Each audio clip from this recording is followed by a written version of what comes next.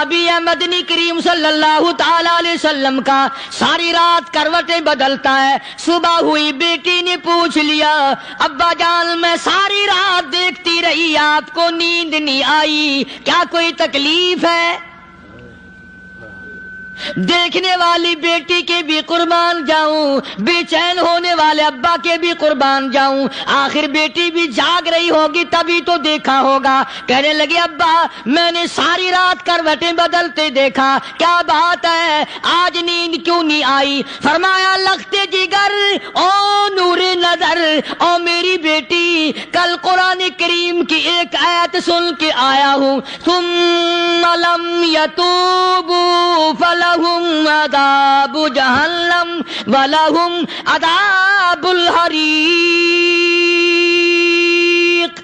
او میری بیٹی جس نے قرآن کریم کے ذریعے جہنم کی خبر سن لی ہو، جہنم کے انگاروں کی خبر سنی ہو، جس نے جہنم کی تباہ کاریاں سن لی ہو، او میری بیٹی نیند کیسے آئے، کیسے نیند آئے؟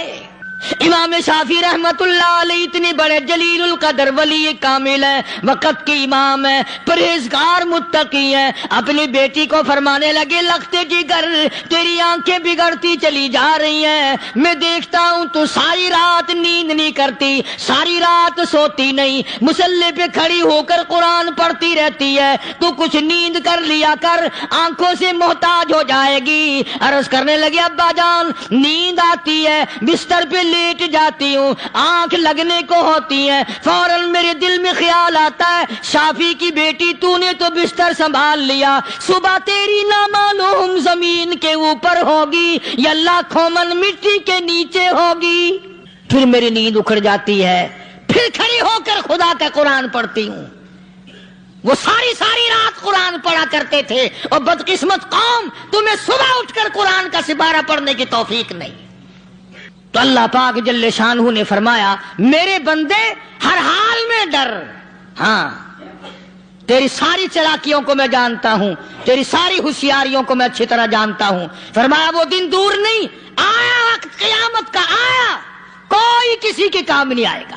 فرمایا ان وعد اللہ حق فلا تغرنکم الحیات الدنیا.